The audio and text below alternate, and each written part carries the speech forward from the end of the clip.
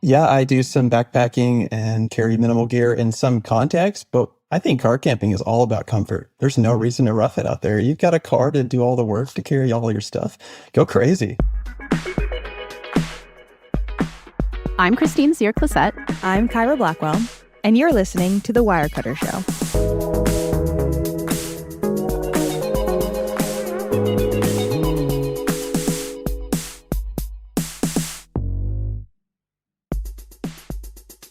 Kyra, Christine. It's us again in the studio. We are approaching kind of a white whale of an episode for us today. It's been a very divisive topic, camping. Mm-hmm. I am a camper. Our producer, Abigail, is a camper. We are on Team Camp. You and Rosie are on Team Hotel. Glamping, at minimum. But we have decided to enter into the world of camping on this episode and talk about it. Rosie was so afraid she didn't even want to come. No, I know, she just didn't want to be here. She's away. We are reasonable people. We know that people love camping. It's a great hobby or thing to do in your free time. It's just, the barrier to entry seems a little high. Yeah, it's true. I mean, you do have to have like a certain amount of gear and a certain amount of knowledge to do it. But I do think it's something that a lot of people, maybe they've never done it. Maybe they want to bring their family. Maybe they want to experience going out into nature in that way. Or maybe they used to do it and it's been a while and they're trying to remember how to do it. Mm-hmm. So we're going to talk today about car camping, getting into car camping. For people who aren't really familiar with camping lingo, me, this is basically where you drive to a campsite. You are going to bring your car and carry all your gear in your car. It is sort of the entry point to camping. Right. If you are a backpacker, a serious outdoor nerd, this might not be the episode for you. But we are definitely going to cover some pretty cool product recommendations in this episode that can make car camping more comfortable, make it more fun for a group, whether that's your family, whether you're going with friends. And a lot of this stuff you can find secondhand too. So it doesn't have to be such a huge investment all at once. And we have the perfect expert to talk to us about it today, too. His name is Trey French. He's a staff writer who covers outdoor gear. And he's basically reviewed everything from ski gear to hiking poles. And he estimates that he spent over 600 nights total either camping from his truck or on backpacking trips. He's like a serious camper. Yeah, this is why I love Wirecutter. We have experts who are writing our guides who are really living the life, So he lives in California. He is outside all the time. He's testing gear outside, and he has a ton of experience with camping. So after the break, we're going to catch up with Trey French to talk about the essentials for fun car camping. We'll be right back.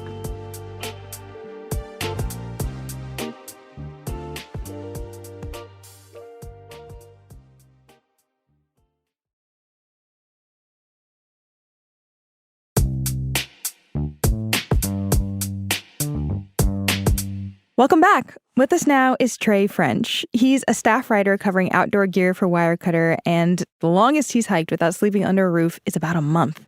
So needless to say, he knows a ton about camping and the gear that will make it more comfortable. Trey, welcome to the show. Happy to be here. Can we officially call you a mountain man if you sleep out in the woods for a month at a time and don't go into civilization? I humbly accept. Okay, great. But you spend a lot of time testing gear for Wirecutter out in the mountains in California, all over the place. You write a lot of our outdoor gear guides. So you have a lot of experience, not just in your personal life, but also in terms of reviewing products for people to buy. Absolutely. Hiking, skiing, cycling. Yeah, I spend a lot of time outdoors. Mountain man. Living the dream. Okay, so we are going to pepper you with all sorts of questions around camping, but I hear that you brought a quiz to us today to test Kyra and me on our camping knowledge. I think I'm going to do really well on this, Kyra. I'm going to bomb, and you know it. This is a setup. This is totally a setup. Okay, Trey, so you've got a quiz for us, right? I have a few questions for you. All right, yes. great. So according to Smokey the Bear, who's managed by the U.S. Forest Service, what are the 4 steps of extinguishing a campfire? Oh, the 4 steps. You're not going to give me an A, B, and C here? I have to come up with them? Long form. Okay, I would say... Stomp it out. Maybe separate the fire, so that if there's burning logs still, kind of separate them. Okay. Pour water over it. 2 more. 2 more? Okay, tell us. You got to just reveal. Yeah, so you're totally on the right track. It's drown with water, stir with a stick, drown again, and feel. Ooh. And then you do this as many times as you need to until there's no heat and no smoke coming from the campfire. Okay, so drown, stir, drown, feel. And then repeat as necessary. And repeat, wash and wear. Okay, that's good. I'm going to remember that one, and I'm going to take it to my next camping trip.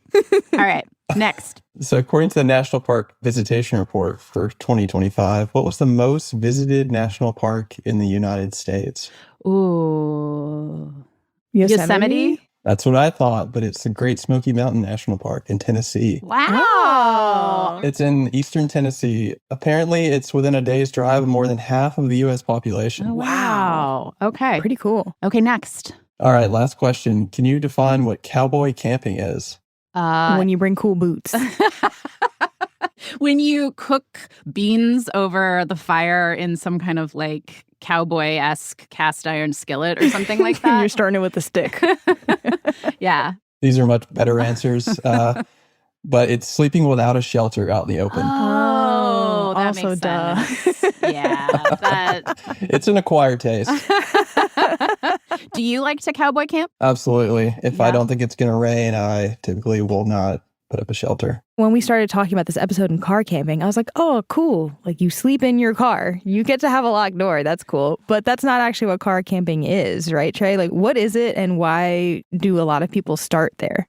Sure. Well, sleeping in your car could be car camping technically, but it can be quite difficult for most of us to make our car work for us to sleep in comfortably. And so I think for most of us, sleeping in the tent is the way to go compared to like backpacking and other forms of camping. It just requires the fewest expenses. It doesn't require any technical gear or really any technical skills to get started. There's also facilities like bathrooms and showers available, so you don't have to rough it in that way.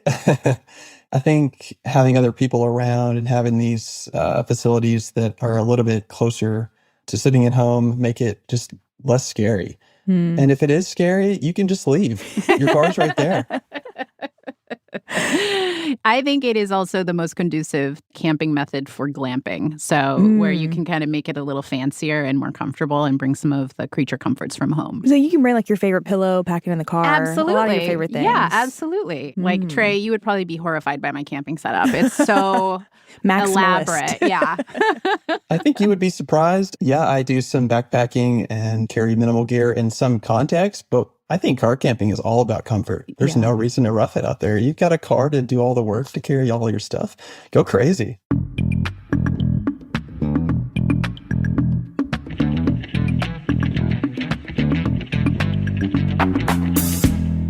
We're going to do the Wirecutter part of this now, which is really get into the gear. There are so many things you could buy to go camping, but you probably, if you're just getting into camping or you're just getting back into camping, you're not going to go out and spend all of that money, right? So Trey, if there were just a limited number of the types of things you should invest in to have a pleasant camping trip, what are those areas that you would recommend focusing on? Yeah, there could potentially be lots of gear, but there really doesn't need to be. And I think a way to start is to consider sleep. That's a big one. Staying dry, your tent, maybe some rain gear, and making sure you bring some good, tasty food. This shouldn't be MREs and camp meals. Bring some good stuff. MREs is like army food, you know, like imperishable. I was like, MREs. Yeah, this is for me, I think why I like car camping is you can go kind of big on the food. Well, let's take each of these one by one then. And of course, I want to start with sleep because that's my beat and it's my bread and butter. Tell us how people can get better sleep when they're outside in a tent. I think number one is a good sleeping pad. Invest in what separates you from the ground. A lot of people, they go camping once and then they don't go back because they sleep so poorly. And when you sleep poorly and it's something new and you're outside and you don't have all the conveniences, it kind of suck. It just does. And I think if you can really focus on getting a good night's sleep, the experience is just so much better. When looking at sleeping pads in the market, I like to look for at least 3 inches tall, whether that's an inflatable pad or a foam pad, and at least 25 inches wide. A lot of camping pads out there, you could just slide right off of them because they're too narrow, just not great. You'll see inflatable, foam, and hybrid. Hybrid just being a combination of foam and inflatable. Hybrid is probably a good middle ground because it balances packability and comfort. So you don't have a huge foam mattress taking up half of your car. We recommend the Thermarest luxury map sleeping pad. It's about $200, so not cheap. It's a hybrid style, self-inflating. So when you unroll it, it kind of pulls a bit of air in to do most of the work for you. So all you have to do is open the valve and blow just a little bit of air in there to kind of fine tune it to your liking of softness and firmness. And for couples, we recommend the Xbed Mega Mat Duo. I have only laid on this one in an REI in their sleeping pad test area, and it's pretty comfortable. I have 4 of them. You have 4? I have 4 of them. How much do these cost, They Christine? are very expensive, but I'm not made of money, so I waited until an REI sale. I bought them. I think they were like 20 to 30% off during an REI sale. And I will say they have really been the difference between us camping and not camping. Wow. I think I don't think you have to get these ones to make the difference, but they are so comfortable. If you're really wanting to go big, that's where I would put the money. I mean, sleep seems like it's the most important thing in life, so it might be worth it. I will also say in this category, for people who just go every once in a while, like it's just a once in a while thing, I think plenty of people use inflatable mattresses, and they're totally fine to get by for a night or two here and there. But I do think overall, in my experience, they are just far, far less comfortable than designated sleeping mats that have a little foam in them. What do you think are some other options that people might want to consider in this category? Definitely don't roll out using a cot to supplement your sleeping pad. I think even if it's just for psychological reasons, not sleeping on the ground, it can be great to be elevated. Just know that it's out there, and it can really improve your sleep experience. Another thing to consider is your sleeping bag. You gotta have something to keep you warm. I like to sleep when it's warm outside and it's not frigid. I prefer it to be above freezing. But regardless, if it's below 60 degrees or so, you're gonna need some sort of bag to keep you warm. And I think one thing people try to do is get a huge sleeping bag, which may not necessarily be a good thing. It's great to have more room, but you've got to think that the way these bags work is they're not producing heat, you are. And whatever the insulation in the bag is, it's retaining the heat. So the more space that you have, the more that you have to heat up. So be reasonable when you're selecting a size. I find that using the manufacturer's sizing guide is usually pretty spot on. They're going to incorporate a little bit of space so that you can toss and turn at night, but not being so big that it becomes thermally inefficient. I personally think this is an area where you can get by if you already have sleeping bags and you're not sleeping in a super cold environment. But I don't go camping like in freezing temperatures, which I don't think most beginner campers would anyways. But Trey, if somebody is going to go out, they don't have sleeping bags or they want to get better ones, how much do you need to spend on this? What do you think? I agree that this is not something you necessarily need to spend a bunch of money on right away, especially if you're camping in warm temperatures. It might be so warm that you don't even need a sleeping bag. Like a couple of blankets could get you by. But I think for a, sort of an insurance policy of there being a potential cold snap, having a sleeping bag ready is definitely a good idea. But I think $150 to $200 for a summer trip is going to take care of you, potentially even less.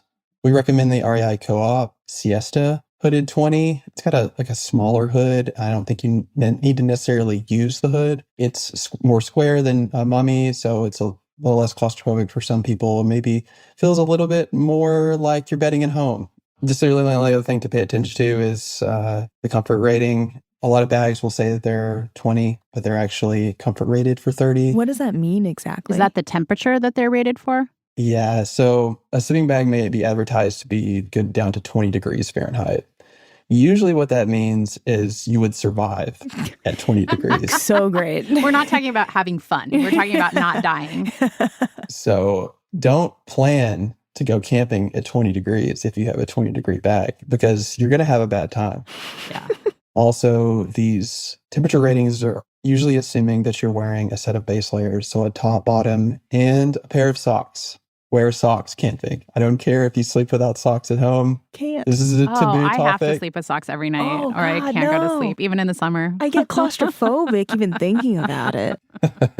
I like merino wool socks for camping. You can just wear your regular cotton clothes camping. Not a big deal. But when it comes to socks, bring some good socks. All right, let's get to the shelter part, staying dry. I've been on a lot of rainy camping trips. What should people be focused on in this category of staying dry? Yeah, well, you're going to be spending a lot of time overall on the trip inside your tent at night hanging out. If it does rain or if it is really windy, it's really awesome to have a good tent. You'll see often in product reviews that the tent flies, which is kind of a rain cover for your tent, it'll have vestibules on each side for like gear storage outside of the tent. And oftentimes these are angled, the fabric is angled too far horizontally, too far out and not down enough. And so what happens is if it's a windy and rainy night, wind can blow that rain in. This is usually called out in product reviews. But so you want a rain fly that's big enough. Having a couple of doors at least in the tent is nice so you're not crawling over your tent mates. If you just have one entry and exit, anyone that has to get up to go to the bathroom in the middle of the night is going to wake everyone else up because there's no way around sort of crawling over your buddies. I think the biggest one maybe is buy a tent size for at least one additional person than will be sleeping in it. So if you have 3 people sleeping in a tent or expected to, buy a 4-person.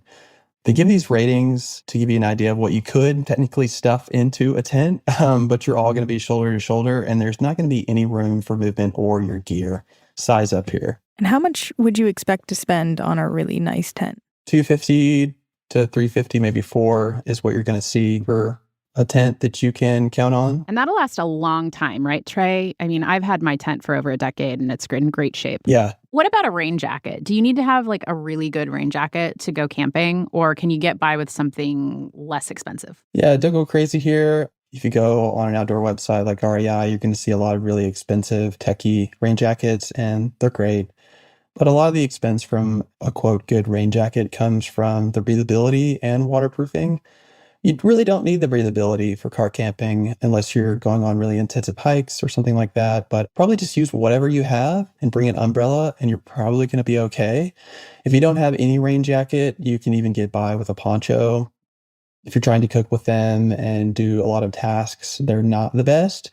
But if you just need to stay dry as you're walking to and from your tent, they're going to absolutely do the job. So don't go crazy with the rain jacket. Yeah, camping sounds fun when it's really perfect weather and you have nice gear and stuff. But when you're setting up in the rain and you're slogging through it, and well, maybe that's a good point. Like, Trey, what is the cutoff? When should you just call it quits? Call it quits and go home. Yeah, if I'm looking at the forecast and it's a 20% chance of rain, I'm going. But if it looks like it's going to be dumping every day, just call the trip off. I love bailing on trips. If the weather is not up to my liking, no shame. Yeah, I don't mean to paint the picture of that it's going to be a lot of suffering because most likely it's going to be great. Yeah.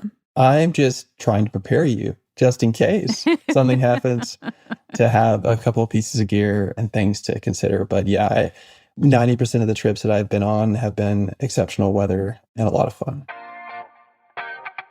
So let me just recap what I've learned so far.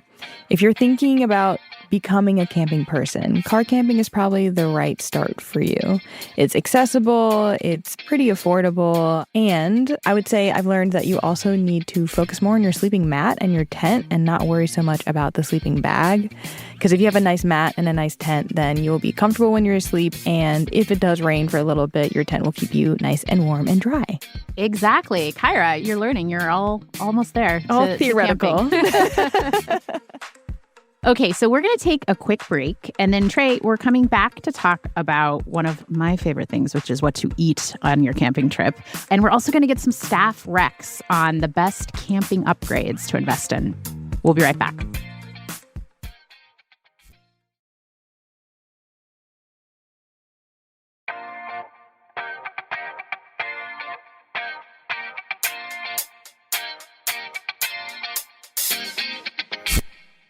Welcome back. We're here with Trey French, one of Wirecutter's outdoor writers, talking about what to invest in if you want to get into car camping. So before we get into the camp cooking aspect, we actually have some voice memos from other Wirecutter staffers who camp who have some of their favorite tips to make camping really fun. Do you want to hear? Let's do it. Hi, this is Kaylee Thompson. I'm a senior editor at Wirecutter covering baby and kid. And one item that I loved to bring on camping trips with my kids is a little bug catcher called the Carson Bug View. It's just a little green plastic device. It costs about $12, and it lets you slide a little platform underneath the bug, use a magnifying glass to get a closer look. And this is a really fun thing for just exploring nature, but also for removing daddy longlegs, spiders, beetles, all kinds of cool little critters that you might find inside your tent. That's it. Thanks. Hey, I'm Claire Wilcox. I cover outdoors and travel here at Wirecutter. And one of my favorite items that has really transformed my own camping experience is a camping quilt. Instead of a sleeping bag, I use a camping quilt, which looks a lot like a sleeping bag, but it just doesn't have a hood, it doesn't have zippers, and it doesn't wrap around your whole body. It's more like a duvet with a foot box. As a stomach sleeper, I always struggled a little bit to get a good night's sleep in a sleeping bag. And when I started camping a lot with my partner, we wanted like a cozy and comfortable option for sleeping together that wasn't a double bag. So we ended up getting a double quilt, and it was kind of a mini revelation. It feels just like sleeping under a duvet, and you can move around a lot more and, stick a leg out or, adjust for temperature as needed. And it also just makes cozying up with somebody else a lot easier. Hi, this is Abigail Keel. I'm the producer of the Wirecutter show. Normally I'm behind the scenes, but I had to call in with my favorite camping tip for this episode. I love camping because you get to sleep outside, see the stars, feel the breeze, but sometimes the weather doesn't cooperate, and that's why your tent has a rain fly to keep you protected from all of those elements. But when you have the fly on, you don't get the stars and you don't get the breeze and all of that. So what I like to do to kind of mitigate the risk is I secure my rain fly on the outside of my tent, but only on 2 corners. And then I roll the rain fly up and leave it just sitting there next to the tent overnight.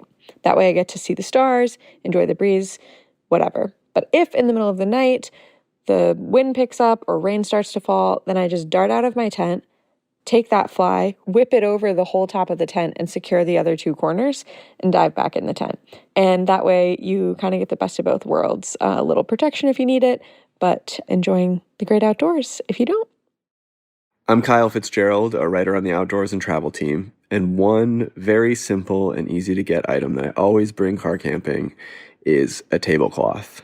I personally have a thick cotton tablecloth. I prefer those over the vinyl ones just because I like the feel of a softer fabric, and I can toss it in the washer when I get home. And the tablecloth for me does 2 basic things. Covers up all the gross crusties on the picnic table, makes you forget that a million people have been there before you. And 2, it just really classes up the joint. So when I get my kitchen stuff out, that's like the first thing I do is throw a tablecloth on the picnic table, and it starts to make the whole place feel a little bit homier. Hi, this is Rachel Hearn. I'm on the baby and kid team at Wirecutter, and I feel that there's nothing worse than not being able to light your campfire. So I always bring lightning nugget fire starters, which I get at REI, and you can use twigs and pine needles, but depending on where you're camping, you won't always have access to those. They might be wet. You may not want to spend the time finding them. So yeah, each of these little semicircles burn for 15 minutes, which gives you enough time to slowly add smaller pieces of wood and then larger pieces of wood. And apparently they work in the rain, but I can't attest to that. If I ever see rain on the radar, usually I just cancel my trip. Hello, I'm Anne-Marie Conti. I'm deputy editor at Wirecutter. And my best camping tip for new and experienced campers alike is to find a gearhead and befriend them and borrow their stuff. It's a really great way to try out stuff that is new to you, get something that you may only use once or twice a year. You don't have to buy something and keep it in storage. You can just borrow it from your friend. I used to be a light gear backpacking minimalist, and I am now a car camping maximalist. So you don't have to have all your own gear. Trey, what do you think about our fellow Wirecutters' tips? Well, I work among so many pros. I really liked the tablecloth recommendation. Oh, so cute. I always forget a tablecloth when I go camping, and I always see people with a tablecloth, and I know they really have it together. I feel like if you want to just signal that you have it together, get a tablecloth. You're like, we've been here before. Yeah. I do have one that I wanted to share. Every year I try to get something kind of fun. And the thing I got last year was some LED string lights. Aww. They are battery operated. So I hang them inside my tent. It's lovely. And it provides kind of like these fairy lights that are sort of magical. And then plus I also send them to overnight camp with my kids so they can put some flair inside of their dorm where They they're have like sleeping. the cool dorm? Yeah, they have the cool dorm.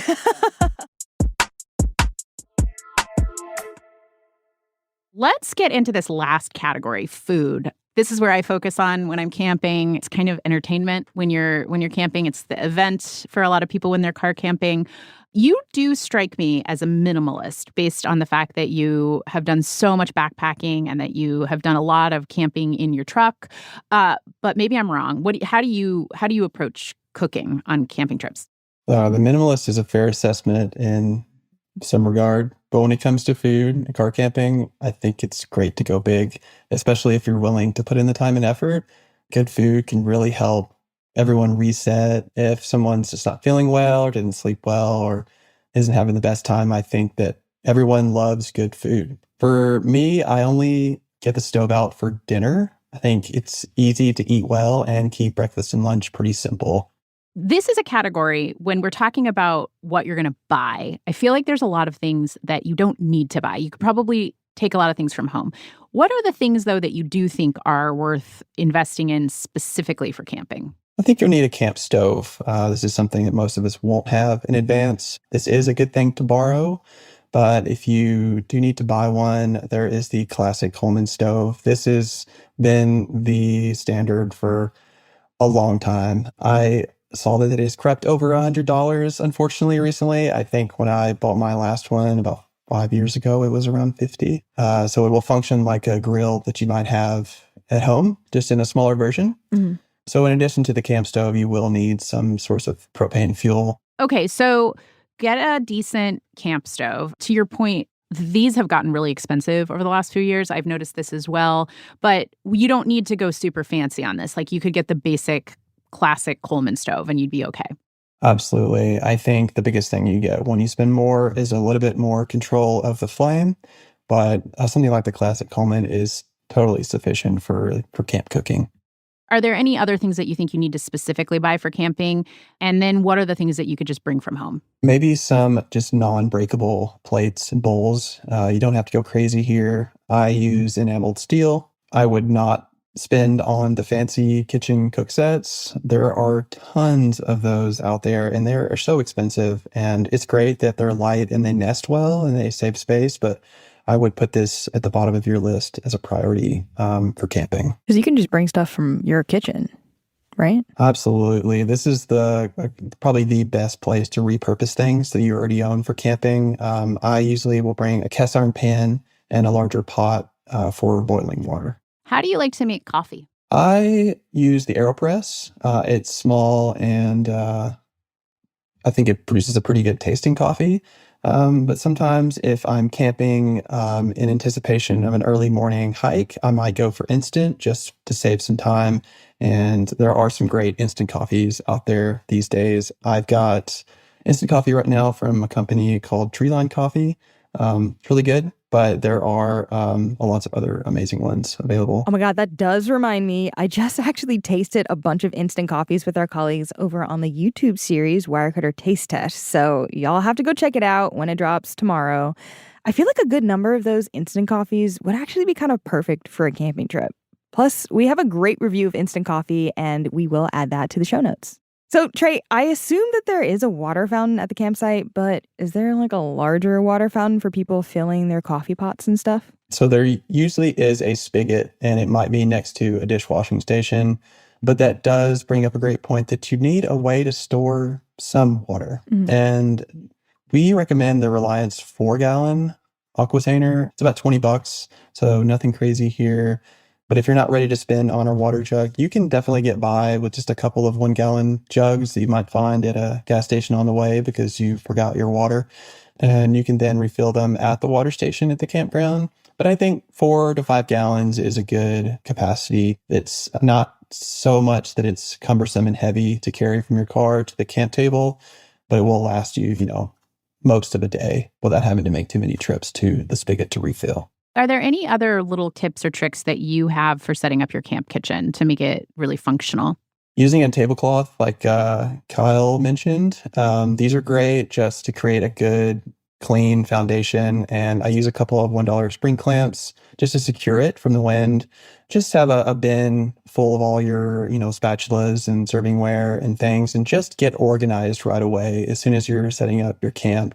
And I would say one thing that people don't think about is the clothes that they're wearing when they're cooking. If you're cooking with something greasy and there's a little bit of wind, you can end up with some grease on your clothing. So I think an apron is a good idea to have on hand, or just have a dedicated old jacket or shirt that you're going to wear. On a recent camping trip, my partner had just gotten a new down jacket and just wasn't thinking about it and ended up with a lot of grease speckles on the new down bummer. jacket. Yeah.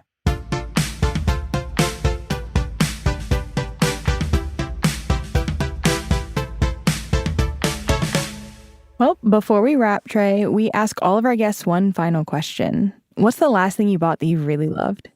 I'm a skier, and there's a joke about how many skis is too many skis. And I added another pair this year, and I think they were so worth it. We have not had the best year of snow where I live. There hasn't been a lot. And so what that means is the snow has been firm and icy.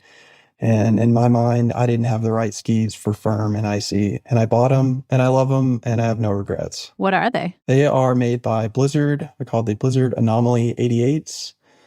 So a little bit narrower and a little bit more stiff than the other skis that I have. And this makes them a little bit more appropriate for fast and firm conditions. So how many pairs of skis do you have now? I've got 4. Okay, I don't think that's too bad. That's not crazy. Well, thank you so much, Trey, for being here with us today. I had so much fun. Thanks for having me.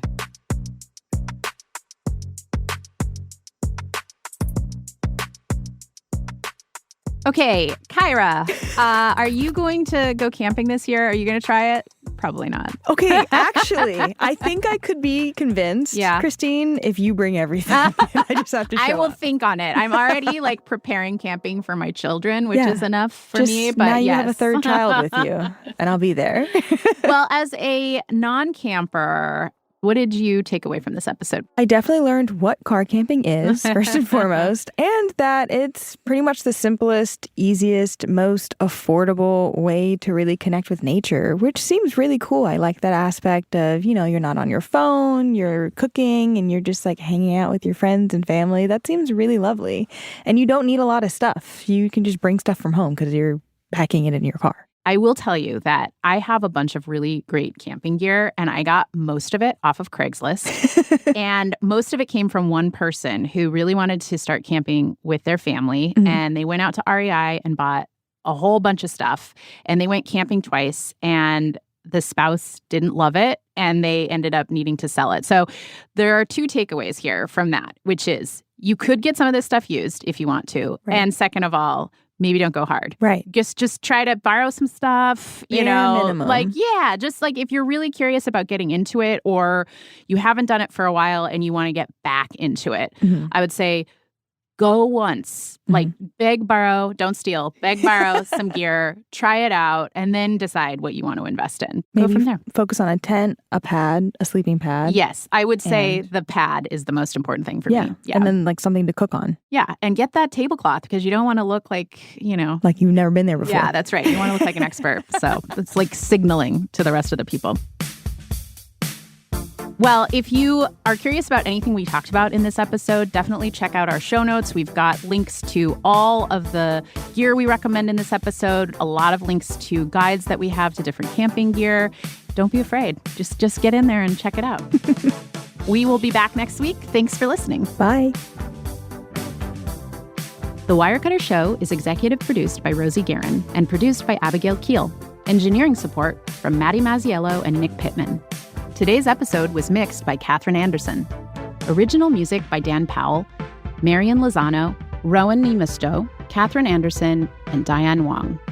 Cliff Levy is Wirecutter's deputy publisher and general manager. Ben Fruman is Wirecutter's editor-in-chief. I'm Christine Cyr-Clisette. I'm Kyra Blackwell. Thanks for listening.